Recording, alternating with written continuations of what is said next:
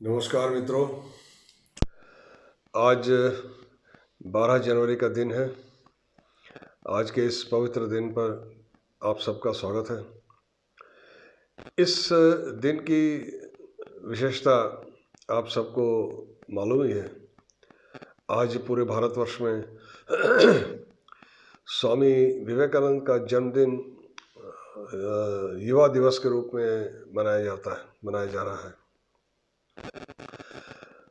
12 जनवरी अंग्रेजी कैलेंडर के अनुसार इस तिथि को स्वामी विवेकानंद का जन्म हुआ था सन 1863 में। भारतीय पंचांग के अनुसार वह तिथि इस बार 5 फरवरी को पड़ेगी। स्वामी विवेकानंद का नाम एक ऐसा नाम है जो कानों में पड़ते ही एक ऊर्जा का संचार कर देती है।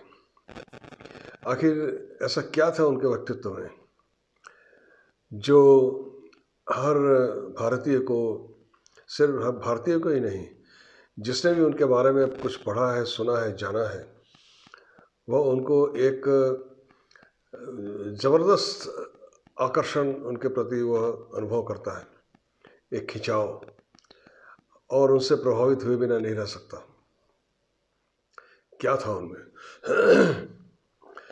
और विवेकानंद बहुत अधिक दिन संसार में नहीं रहे। 40वां वर्ष भी उन्होंने पूरा नहीं किया। 39 वर्ष 6 महीने की आयु में ही उन्होंने यह संसार त्याग दिया था, यह शरीर त्याग दिया था। परंतु इस आयु में, और उस आयु में भी केवल ये समझ लीजिए कि 10 वर्ष का ही समय ऐसा था जो उनका सबसे अधिक कार्य करने का समय था। सन 1893 से लेकर के 1902। सन 1893 में जब उन्होंने अमेरिका की यात्रा की और शिकागो में वह भाषण दिया, वर्ल्ड पार्लियामेंट ऑफ रिलीजन्स, वह विख्यात भाषण आज भी लोगों को आंदोलित करता है इतने वर्षों बाद भी। और तब से लेकर के अपने शरीर छोड़ने तक उन्होंने जो कार्य किया वही कार्य हम लोगों के सामने है। उससे पहले तक तो वो परिव्राजक के रूप में भ्रमण करते रहे, जगह जगह देश के लोगों से संपर्क करते रहे। इस देश को उन्होंने जाना, समझा, अपने हृदय में उतारा। इस भारत माता के स्वरूप को उन्होंने अपने हृदय में प्रत्यक्ष किया।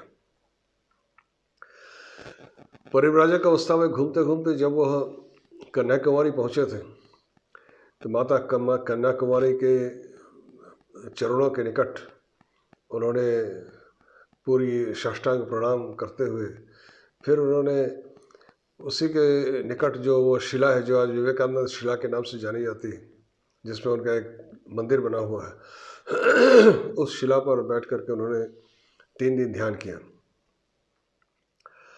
और उस समय उन्हें भारत का भूत, भविष्य, वर्तमान सब जैसे उनके सामने प्रत्यक्ष हो गया। उन्हें अनुभव हुआ कि भारत माता फिर से अपनी महिमा में विराजमान होगी, अवश्य होगी, और वह जाग रही है। अपने भ्रमण के समय उन्होंने पाया था कि इस भारत में जो दरिद्रता है, जो अज्ञान अंधकार है, जो एक अंधकार से छाया हुआ है, वह छटेगा। पर उसमें उन्होंने देखा कि अब इस भारत को जगाने के लिए क्या करना है, क्योंकि 1000 साल की निद्रा थी ये। भारत पिछले 1000 सालों से गुलामी में जकड़ा हुआ था और उस महानिद्रा से भारत को जगाना था। उस जगाने के लिए जो महाशक्ति की आवश्यकता थी, कोई सामान्य शक्ति नहीं हो सकती, वह एक विराट आध्यात्मिक शक्ति ही ऐसा कार्य कर सकती थी। विवेकानंद की जो कन्याकुमारी में जो शिला पर उनका जो ध्यान था, वह उसकी तुलना केवल बोधि वृक्ष के नीचे भगवान बुद्ध को ध्यान करते हुए जो ज्ञान प्राप्त हुआ और विवेकानंद को उस शिला पर जो ज्ञान प्राप्त हुआ, जो अपने ध्यान में जो उन्होंने प्रत्यक्ष किया, उसकी उसी से केवल तुलना हो सकती है। और उसी के बाद उन्होंने जो समय का जो चक्र चला और परिस्थितियों ने, नियति ने उनको अमेरिका पहुंचा दिया। जब अमेरिका पहुंचे एक सन्यासी, उनके पास तो कोई पत्र नहीं था, कुछ नहीं था, कोई परिचय पत्र नहीं था, और वो वहाँ पहुँचे और जिस प्रकार से और भी उस धर्म सम्मेलन में भाग लेने के लिए और भी संप्रदायों से, बहुत से संप्रदायों से, पंथों से, रिलीजन्स के जो अध्यक्ष थे वो पहुँचे हुए थे, पर उनका सभी के पास अपने अपने संप्रदाय की तरफ से, अपने अपने समुदाय की तरफ से एक पत्र था कि प्रतिनिधि के रूप में इनको भेजा जा रहा है। वो किसका प्रतिनिधित्व कर रहे थे? उनके पास तो किसी के प्रतिनिधित्व का कोई पत्र नहीं था। वस्तुतः स्वामी विवेकानंद इस भारत की आत्मा थे। भारत की आत्मा की का ही वह प्रतिनिधित्व कर रहे थे। वो भारत की जो अंतरात्मा है, वही अमेरिका पहुंचकर उन्होंने उस विश्व के दरबार में अपने आप को प्रकाशित किया था। और वह जो वहाँ से ऊर्जा निकली, उसने इस स्वयं भारत को जगा दिया। वह कितनी बड़ी आध्यात्मिक शक्ति थी जो हजारों मील दूर अमेरिका से उनकी वाणी के रूप में प्रसारित हुई, और आज भी उस वाणी को हम याद करते हैं। जब भी विवेकानंद की चर्चा होती है तो उनके शिकागो भाषण अवश्य उनकी चर्चा में सम्मिलित होता है। उनके और भी भाषण हुए थे, और अमेरिका में उन्होंने वो करीब 4 साल अमेरिका में रहे, और 1897 में वो वापस आए भारत। 4 साल में उन्होंने अमेरिका से इंग्लैंड भी यात्रा की और भी जगह यात्रा की, फिर भारत लौटे 1897 में। उसके बाद 1899 में एक बार और विदेश यात्रा की उन्होंने, पेरिस गए, फ्रांस गए, फिर लौट के आए। फिर 1902 में उन्होंने अपना शरीर छोड़ दिया। आइए अब आते हैं कि स्वामी विवेकानंद ने जो हमारे देश को दिया, उनका संदेश क्या था हमारे लिए, इस देश के लिए। जो हमारे देश में महापुरुष जन्मे हैं प्राचीन काल से लेकर अब तक, उनकी एक लंबी श्रृंखला है। भगवान बुद्ध, शंकराचार्य, चैतन्य महाप्रभु, रामकृष्ण परमहंस तो उनके गुरु थे, और उन्होंने ही उनको आदेश दिया था कि नरेंद्र को शिक्षा देना है। और रामकृष्ण परमहंस एक पूर्ण अवतार के रूप में ही प्रकट हुए थे, जो स्वामी विवेकानंद और उनके जितने शिष्य थे सभी ही मानते थे, और उनके जितने अनुयायी हैं सब इस पर विश्वास करते हैं। क्योंकि जो आध्यात्मिक शक्ति रामकृष्ण परमहंस ने स्वामी विवेकानंद में प्रसारित की, उसी शक्ति के बल पर उन्होंने इस प्रकार का एक यह विश्वव्यापी एक संगठन खड़ा किया। सिर्फ संगठन तो बाद में खड़ा किया, पर उसका जो प्रभाव हुआ वह एक आश्चर्यजनक प्रभाव था। भारत में जब वो लौटे हैं तो उनके स्वागत में राजाओं ने उनके रथ के घोड़े खोल दिए और खुद उनका रथ खींचा उन लोगों ने। और उस समय कोई ऐसी सरकारी व्यवस्था नहीं थी, कोई राजनीतिक दल नहीं था, और उन अमेरिका जाने से पहले वो परिचित भी नहीं थे, उनको कोई जानता भी नहीं था। पर पहली बार भारत के लोगों ने देखा, जिस सन्यासियों को, साधु संतों को पढ़े लिखे लोग बड़ी हेय दृष्टि से देखते थे, कि ये तो कुछ नहीं करते, ये तो बिल्कुल निठल्ले हैं, कुछ काम के नहीं है, उनकी आलोचना ही होती थी। पहली बार उन्होंने देखा कि इतना पढ़ा लिखा, इतना उच्च कोटि का मस्तिष्क जिसका है, जीनियस, जो चाहता तो अपने लिए पता नहीं क्या क्या कर सकता था। उसने सब कुछ त्याग करके एक सन्यासी का जीवन अपनाया। और पहली बार लोगों ने देखा कि जिस अंग्रेज को हर भारतीय नमस्ते करता था, उसके चरणों में लौटता था, वो अंग्रेज इस एक भारतीय सन्यासी के चरणों में लौट रहा है। और यह पहली बार भारत के लोगों का वो आत्मसम्मान, खोया हुआ आत्मसम्मान, आत्मविश्वास वापस मिला विवेकानंद के माध्यम से, जब उन्होंने देखा कि एक भारतीय सन्यासी, सर्वत्यागी सन्यासी के सामने संपूर्ण विश्व ने अपना सर झुका दिया। तब लोगों को विश्वास हुआ कि भारत के पास अभी भी देने के लिए कुछ है, सब कुछ खोने के बाद भी भारत के पास देने के लिए कुछ है। विवेकानंद ने यही बताया हमारे देश के लोगों को कि हमारे पास पैसा नहीं है और कोई धन दौलत नहीं है जो हम संसार को दे सकते हैं, पर संसार को हम जो दे सकते हैं वह और किसी के पास नहीं है। वह है भारत की आध्यात्मिकता, भारत का वह धर्म। और धर्म शब्द से आप रिलीजन मत समझिए। धर्म वह है, शाश्वत है, जो सार्वजनीन है, हर व्यक्ति के लिए, संसार के हर मनुष्य के लिए है। तो विवेकानंद का हमारे भारत के जनता के लिए क्या संदेश था, भारत के लिए उनकी क्या कल्पना थी कि वह भारत कैसा होगा। उनके समय में उन्होंने देखा कि पूरा देश तमोगुण में डूबा हुआ था। मतलब यहाँ पर लोगों में कार्य करने की क्षमता नहीं के बराबर थी।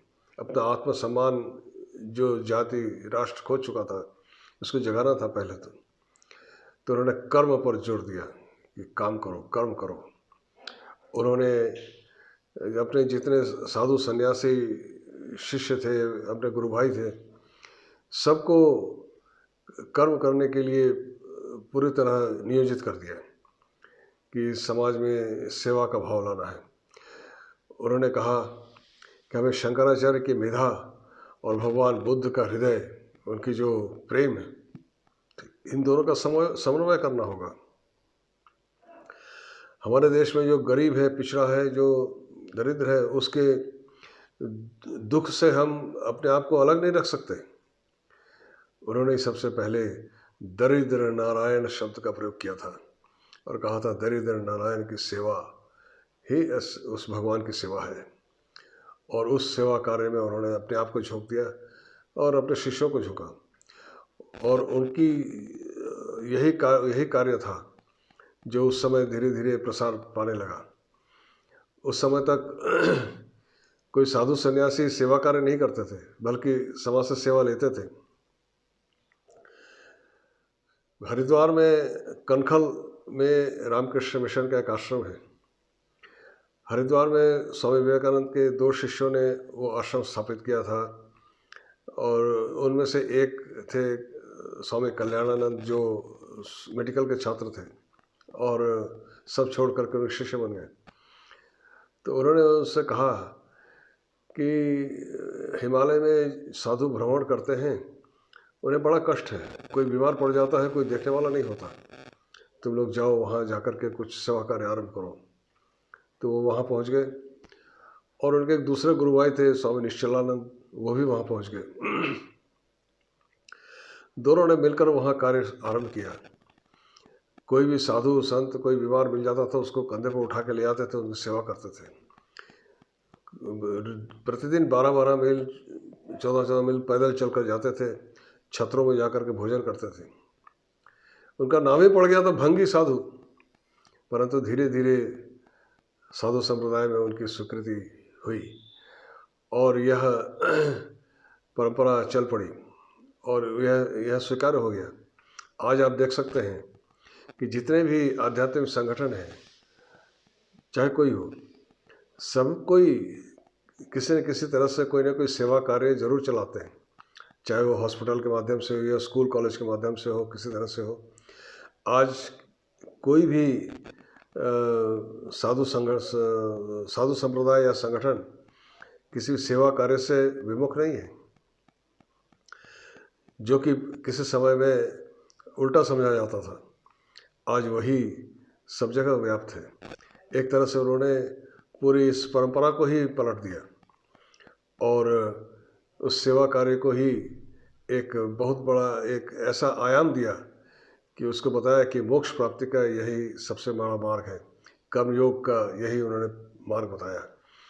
उन्होंने कहा प्रैक्टिकल वेदांत, मैंने वेदांत को किताबों से निकाल करके समाज में धरती पर ले आना।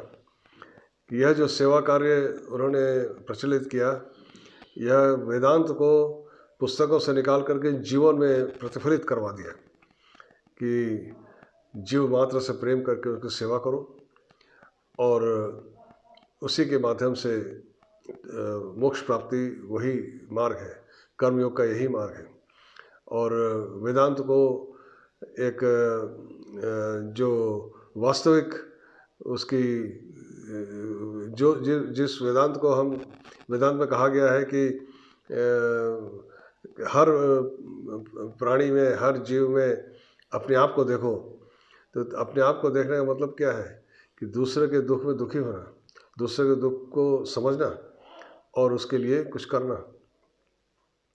तो इस प्रकार से वेदांत को पुस्तकों से निकाल करके धरातल पर ले आए, सामने ले आए और उसका एक प्रैक्टिकल रूप सामने रख दिया।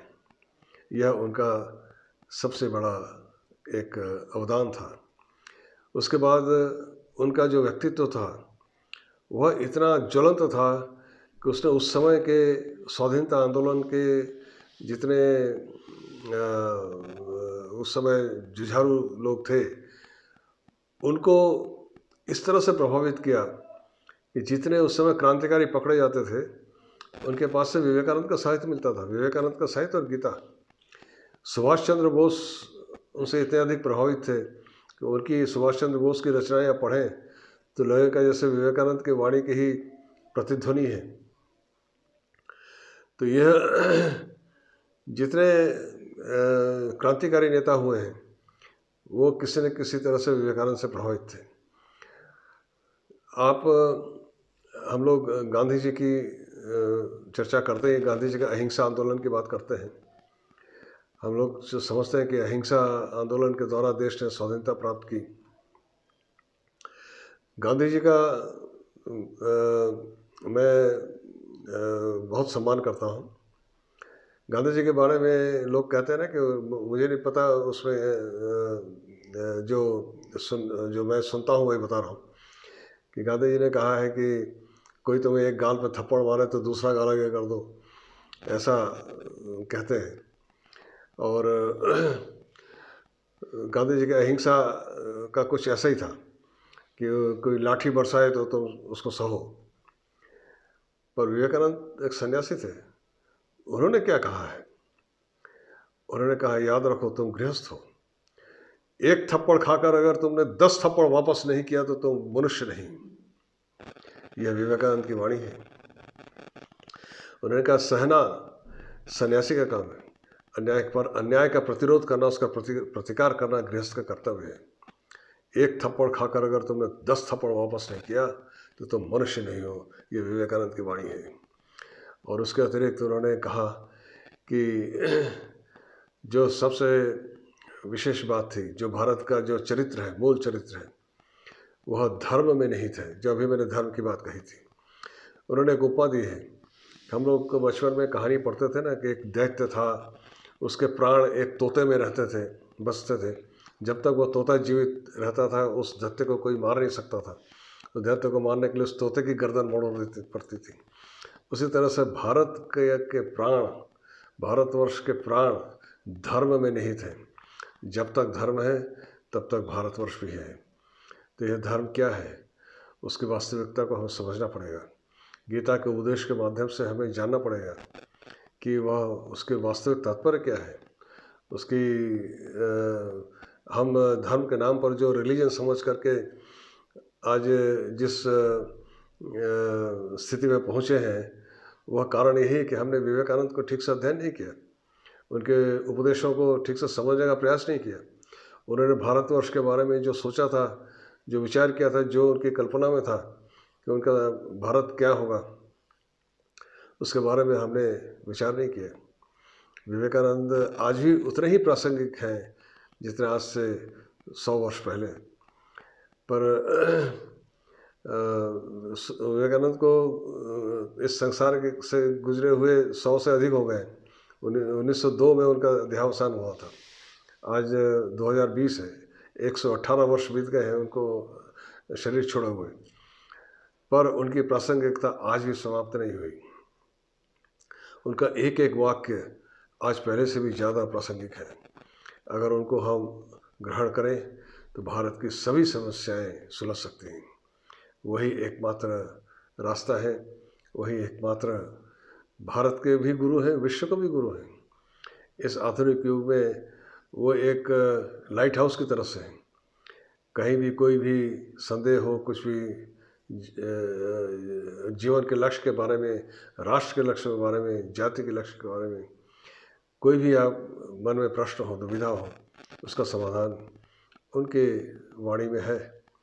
उसको हम लोग ठीक से जानें, समझें और उस प्रकार से अपने को, अपने समाज को, अपने देश को चलाने का प्रयत्न करें तो निश्चित रूप से भारत संपूर्ण विश्व में सबसे अग्रणी राष्ट्र बनेगा, इसमें कोई संदेह नहीं। आप सब लोगों को विवेकानंद की इस जयंती पर, पवित्र दिन पर आप सबको बहुत बहुत शुभकामनाएं, बधाई। और यह शुभकामना कि आप विवेकानंद का अध्ययन करें, उनको जानें, समझें और उनके उपदेशों को अपने जीवन में उतारने का प्रयास करें। इसी शुभकामनाओं के साथ नमस्कार।